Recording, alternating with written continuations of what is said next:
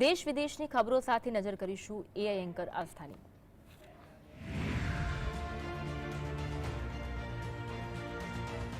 નમસ્કાર, હું છું આસ્થા। આજની મહત્વની ખબરો પર નજર કરીએ। ઉત્તર પ્રદેશના સંભલમાં હિંસા ભડકાવા મામલે પોલીસ દ્વારા મોટી કાર્યવાહી કરવામાં આવી છે। પોલીસ દ્વારા મોટી કાર્યવાહી કરતા સંભલ જિલ્લાના સાંસદ ધારાસભ્ય ઇકબાલ મહેમૂદના પુત્ર સોહેલ ઇકબાલ સહિત 5 લોકો વિરુદ્ધ ફરિયાદ દાખલ કરવામાં આવી છે। સોમવારથી સંસદનું શિયાળુ સત્ર શરૂ થયું ત્યારે બંને સદનમાં જોરદાર બોલાચાલી થઈ હતી। રાજ્યસભામાં જગદીપ ધનખડે કહ્યું હતું કે આપણું બંધારણ 75 વર્ષ પૂર્ણ કરી રહ્યું છે। આશા છે કે તમે તેને મર્યાદામાં રાખશો। ત્યારબાદ કાર્યવાહી 27 નવેમ્બર સુધી સ્થગિત કરવામાં આવી હતી। મહારાષ્ટ્ર વિધાનસભાની ચૂંટણીના પરિણામ બાદ ભાજપ સૌથી મોટી પાર્ટી બની છે। ત્યારે સીએમ પદ માટે દેવેન્દ્ર ફડણવીસનું નામ ચર્ચામાં છે। આ તરફ એકનાથ શિંદે મુખ્યમંત્રી પદ માટે મક્કમ જોવા મળી રહ્યા છે, ત્યારે અજીત પવાર પણ સત્તા માટે તલપાપડ છે। આ પરિસ્થિતિમાં એ વાત સ્પષ્ટ છે કે મહાગઠબંધનમાં સત્તા સંભાળવાનો નિર્ણય સરળ નથી।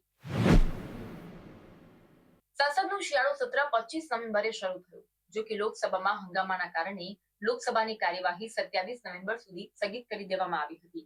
આ તરફ વડાપ્રધાન મોદીએ વિપક્ષ પર પ્રહાર કરતા કહ્યું હતું કે કેટલાક લોકો કે જેમને જનતાએ નકારી કાઢ્યા છે તે મુઠ્ઠીભર લોકો ગુંડાગીરી કરીને સંસદને નિયંત્રિત કરવાનો સતત પ્રયાસ કરી રહ્યા છે। મહારાષ્ટ્ર વિધાનસભા ચૂંટણીમાં ભાજપની આગેવાનીમાં ગઠબંધનની જીત થઈ છે, ત્યારે આ તરફ શરદ પવારે ઈવીએમ પર મૌન જાળવી રાખ્યું હતું। શરદ પવારે હિન્દુઓના ધ્રુવીકરણની વાત કરી હતી અને આ સાથે તેમની રાજનીતિને આગળ લઈ જવા માટે કેવી વ્યૂહરચનાનો ઉપયોગ કરશે તે અંગેના ઈરાદા સ્પષ્ટ કર્યા હતા। મહારાષ્ટ્રમાં મળેલી હાર બાદ રાજ ઠાકરેનું ટેન્શન વધી ગયું છે। રાજકીય વર્તુળોમાં એવી ચર્ચા છે કે ચૂંટણી પંચ રાજ ઠાકરેની પાર્ટી મહારાષ્ટ્ર નવનિર્માણ સેનાની માન્યતા રદ કરી શકે છે। નિષ્ણાંતોના મતે જો કોઈ એક પાર્ટીને એક વિધાનસભા બેઠક અથવા તો 8% વોટ શેર ન મળે તો પાર્ટીની માન્યતા રદ થતી હોય છે। ઉત્તર પ્રદેશના પ્રયાગરાજમાં આગામી વર્ષે યોજનાર મહાકુંભ આર્ટિફિશિયલ ઇન્ટેલિજન્સ અને ચેટબોટથી સજ્જ જોવા મળશે। મહાકુંભ 2025 એઆઈ જનરેટિવ અને ચેટબોટ વિકસિત કરી રહ્યું છે કે જે 10 થી વધુ ભાષામાં મહાકુંભ વિશે માહિતી આપશે, જેમાં ગુજરાતી ભાષાનો પણ સમાવેશ થાય છે। દેશની રાજધાની દિલ્હીમાં એક્યુઆઈ સુધારા પર જોવા મળી રહ્યું છે। 24 કલાકનો સરેરાશ એક્યુઆઈ સવારે 7 વાગે 279 નોંધાયો, જે 300 કરતા ઓછો છે। દિવાળી પછી પ્રથમ વખત એક્યુઆઈ નબળી શ્રેણીમાં જોવા મળી રહ્યું છે।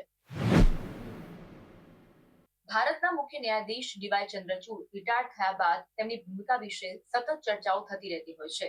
હવે તેમના એક નિવેદનથી આ સમગ્ર ચર્ચાઓનો અંત આવી ગયો છે।